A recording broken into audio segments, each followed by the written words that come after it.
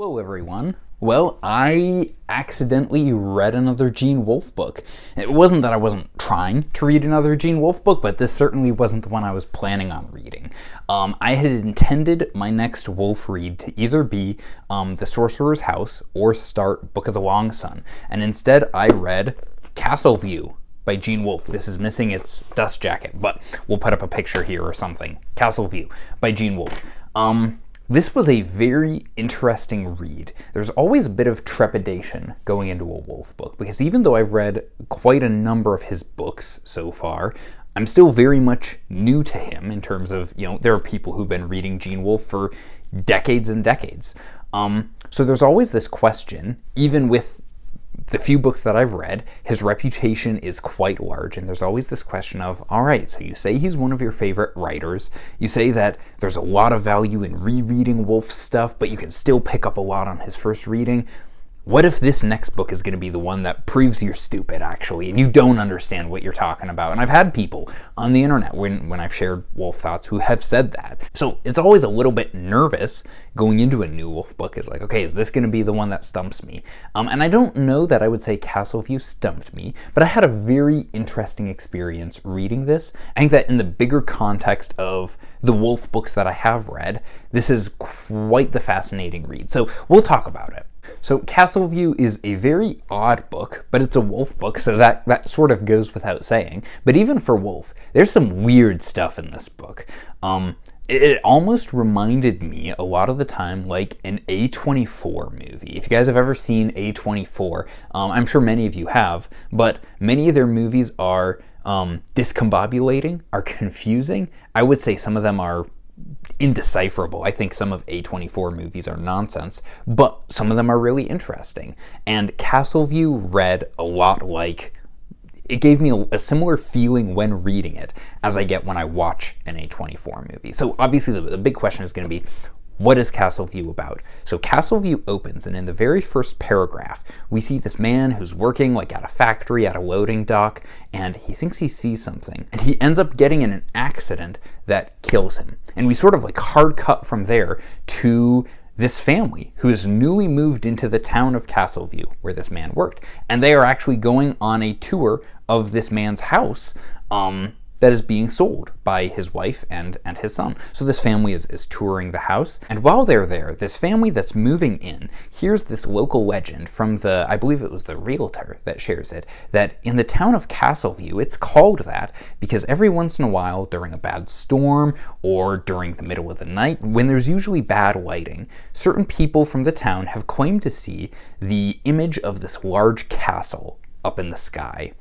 And it's this very ghostly, spooky image. And while this family is touring the house, the father actually sees the image of the castle. This father, who is very skeptical to this at first, was like, pish posh, actually sees this for himself. And while they're touring there, the mother of the family that lives in the house gets the phone call that her husband has been killed in a work accident. Now, they were just planning on leaving town, but now that her husband has actually died. And so already, it begins with this very interesting dynamic. And as the story goes on, our characters begin to see very eerie things that they shouldn't be there in the town. And it's a rainy night, it's getting dark, maybe it's just, maybe they're just seeing things or they're mistaking things, but they believe that they see the ghostly image of a rider, a massive rider, in the middle of the road, a man on horseback with a large sword. It's very bizarre.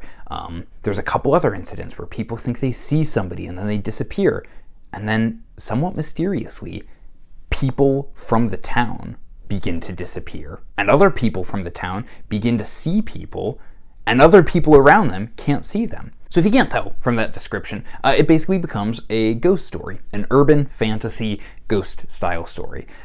There's obviously some connection between these disappearances and between these phantom figures that are being seen and the mysterious castle, the Castleview, that this town in the middle of, I think it's like Iowa or Illinois, this nowhere America, is seeing these weird visions and how it's affecting the town. So Wolfe's reputation is obviously for first-person, unreliable narrators. Like, that's what people talk about when they talk about Wolfe and perspectives that he has in his books. But in Castleview, it's told in third person, and we get a plethora of points of view. We get the points of view of everybody in both of these families that I talked about at the opening of the review. We get the points of view of a lot of people within the town, and the timeline of the novel is pretty brief. It roughly 24, 48 hours. Okay, it happens in a very short period of time. But Wolfe plays with the point of view. Even though we don't have the first-person unreliable narrator gimmick, Wolfe plays with point of view in some very interesting ways, where characters over in this grouping will be given a crucial piece of information, and then characters over here who weren't given that information will encounter the thing that information was about. So in one instance, these characters hear a local legend about somebody who died, and they hear a description of the person who had died many years ago. And then these characters encounter a person exactly matching that description. It's things like that that Wolfe mainly uses in this book to give this very uneasy, very spooky feeling throughout it. The pacing in this book is excellent. Some of Wolfe's other novels can be difficult as far as the momentum of the story. There can be weird tangents, or like, where's this going exactly? You never feel that in Castleview. After chapter 2, the pedal is to the metal, and it is just go, go, go, basically until the novel, without many let-ups or many reprieves from that. I will also say, and I referenced this at the beginning, this is very bizarre, even for Gene Wolfe, and this is why I wouldn't recommend this be somebody's first Gene Wolfe novel. If this were in the hands of a lesser author, and I were reading some of the weird aberrations that people see, or some of the things that seem to come out of the blue later on in the plot, I would say, well, this author's just pulling things out of his armpit. What is he doing here? But because I've read 7 other Wolfe novels before this, he's gained my trust. I'm like, okay, he's doing something here. Let's see what he's doing. Let's let him cook.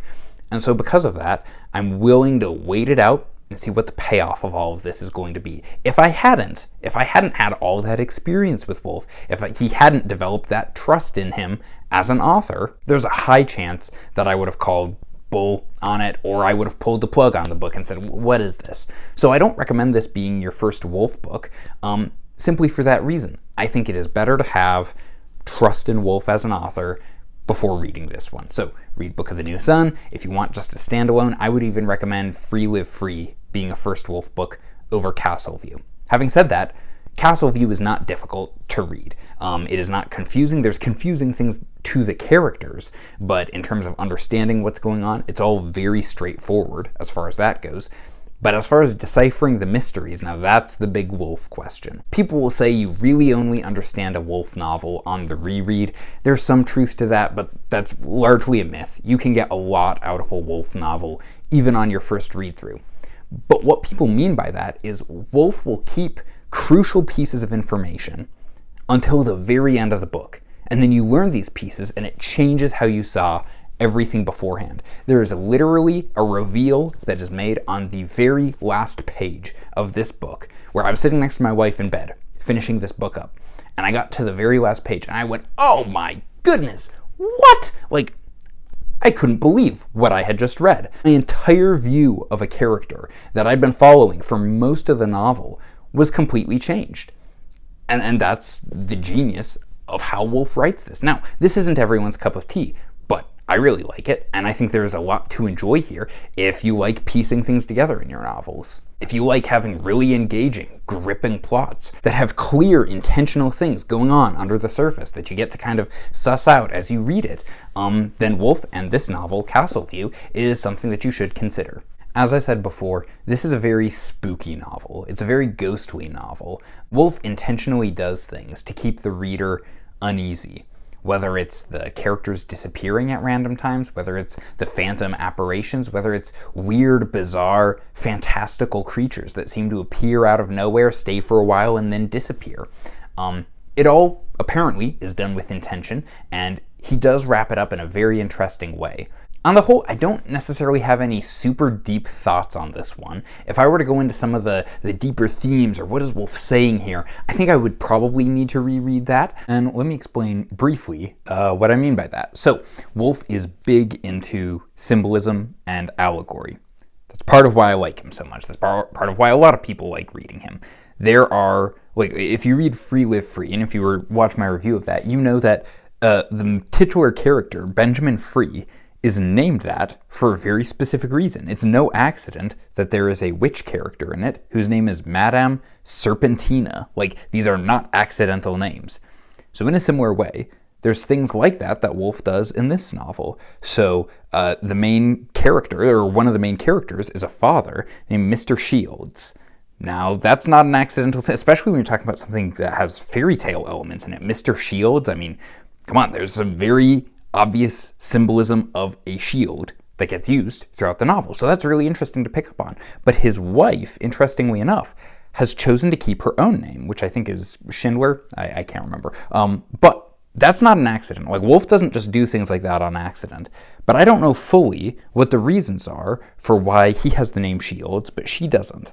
So it's things like that I would need to go back, reread the novel, and watch for to be able to pick up what the symbolic link is there between those two characters, and why the wife deliberately did not take the husband's name. Similarly, one of these ghostly apparition characters is called Mr. Fee.